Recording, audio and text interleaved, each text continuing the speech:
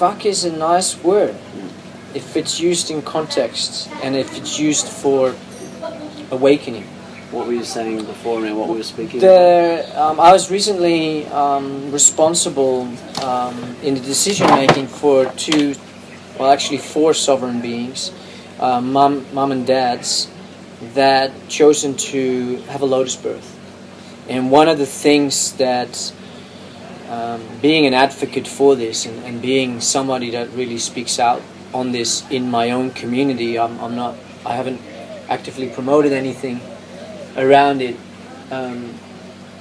What was really beautiful is that what was referred back to me from their experience is that when the baby was feeling, Lotus her name is, when she is showing indications that she was feeling uncomfortable, because she was so close to her placenta, they actually witnessed her snuggling up to her placenta and coming into comfort again. And she was comforting herself with her placenta. This is an entirely veiled subject. And I know that there's quite a few books written on placenta, but actually the parental stories, the real relevant stories of direct experience, not some scientific experiment in a lab. No, the direct experience of observation of real human living beings sharing their experience of what they observe in the real living world in context and relation to lotus birth is something that would really benefit to be explored further, and that's something that I'd like to put time and energy towards, because lotus birth is really only nature's natural process of bringing new human life to the world. It's the most unintervened form of birthing practice. It would naturally resonate with most people that aren't totally brought down and programmed with this sort of relinquished sovereignty to every external authority that has, some sense of putting themselves over them. I have a feeling that innately mothers will hear this, mothers to be will hear this, and what the call for lotus birth is really putting out to any individual that would receive that calling, that would hear a message like this, is to resolve their own trauma from birth. And with that, we can reclaim, our sovereignty can fully reclaim ourselves, and will can fully come back into position, and then we can start navigating against from our feelings fearlessly, which is freedom, because we're not preoccupied with. And going off on a little tangent, you say, the best thing would be to resolve your own birth trauma. That process, can that be done by oneself? In my own experience of having done it, we are social creatures. That's our human nature. We are quite tribal mammals, and the witnessing of emotion and feelings as they transpire, particularly the expressing of unresolved emotional imprinting, the articulating and therefore pressing it out of the being. I've actually tried doing that with trees and animals, but I'm really just having a conversation with myself, and I really imagined that the tree was just the supraconscious presence that could really receive me. But it's the look in the eyes of a other human being. It's their, I hear you, I'm here for you, I'm holding your hand. Even if they're on the other side of the earth. Like, I've related some of my deepest traumas with people that were thousands and thousands of miles away.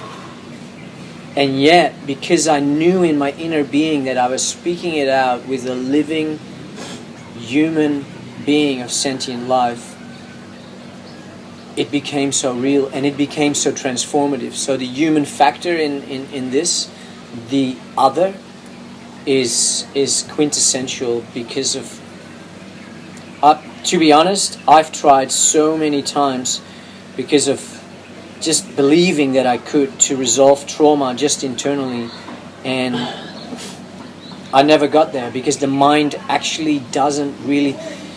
I feel that there's almost a sense of real accountability that we are willing to to step into when somebody is witnessing us. Because otherwise, what are we really doing? We're sort of going in there, but we're not. It's like a social mechanism that holds us together. It builds relationship, maybe. And it deepens our bonds. Deepens bonds together. Yeah. Yeah, I've definitely recognized that. So yeah, no, we need each other. We need each other.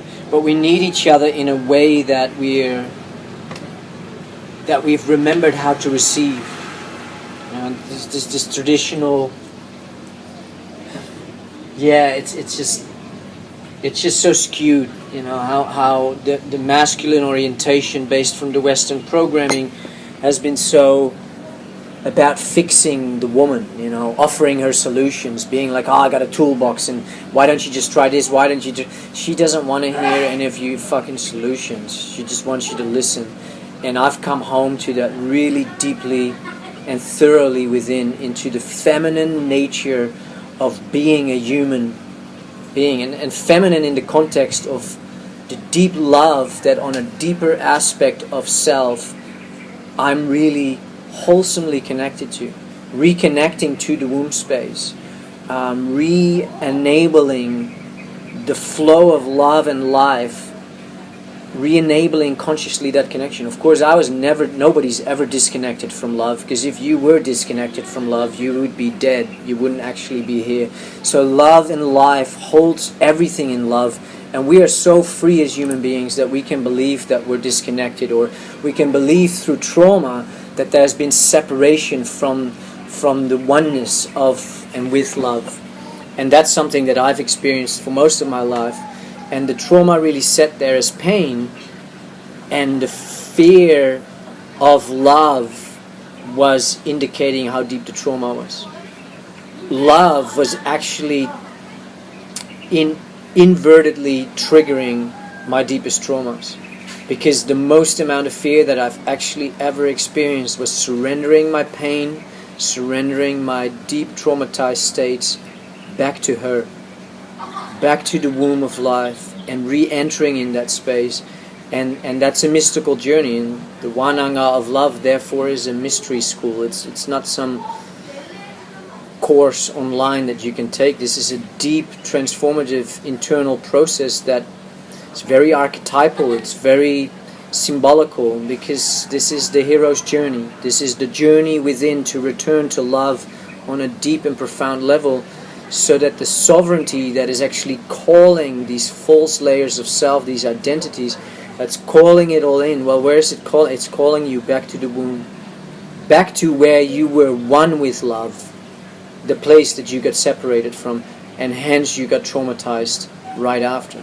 And so the core of restoring sovereignty is really, for me, in my own experience and how I see myself being a human Homo sapien, a mammal, I see that is probably at a core level the path to sovereignty for a lot of humans.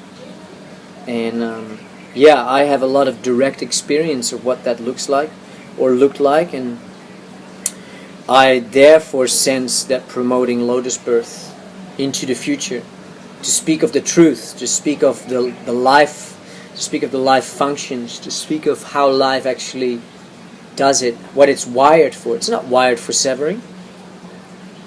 Why would it be connected?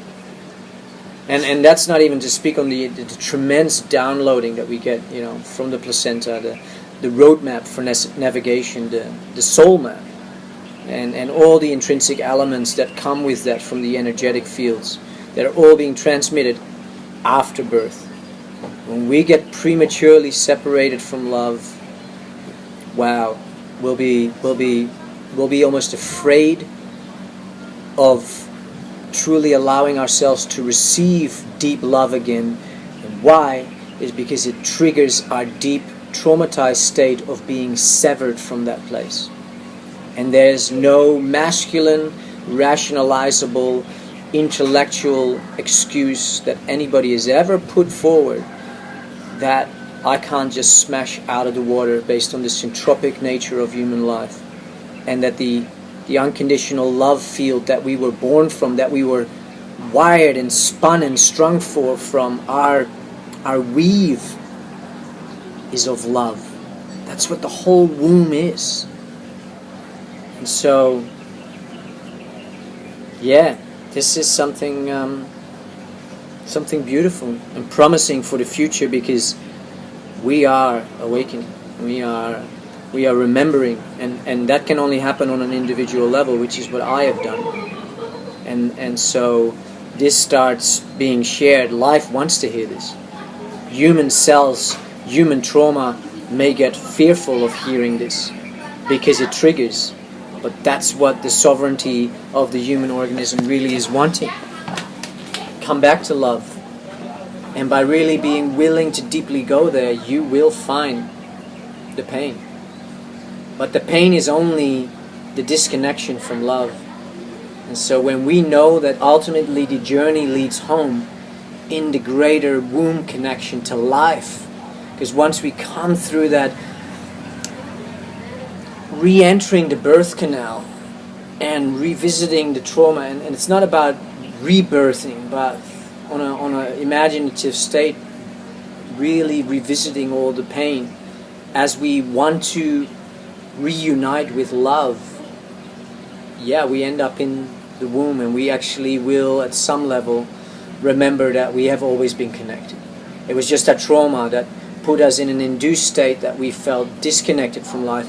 And you just look around yourself in the Western cult, humanity is at large disconnected from nature, from the womb, the mega womb called Pachamama, Papatuanuku, Mother Earth, Earth Mother. And so, as above, so below, as within, so without. The external is a reflection of the internal, and it's all performing syntropic functions for life to restore itself, for life to come into harmony, synchronicity, symbiotic relationship. And yeah, that's what I feel is good to share. With that, and for someone sitting on the other side and willing to receive this, and what do you feel is the element or the missing piece that can support going through this journey? If someone was to be aware of all this but missing the actual tools to go through it, what does that look like for you? The will. Without the will, you can't reclaim, sovereignty can't reclaim you, because the will is the instrument of the sovereign authority, the totality. It's the instrument that is a feeling-based element. It's an aspect. It's the self-knowingness, and and when it's fully sovereign, it's fearless, and therefore there's freedom, because there's no preoccupation in the thoughts. So when Will's still sitting at the back of the playground because he got violated right at birth, and the feelings got there was so much shock in the system, that is the first disfragmentation of the true whole self from love staying whole. When Will sits there, the trauma opens up a vacuum and parasitic influence, Wetiko, Iepa, demons, whatever we want to call them.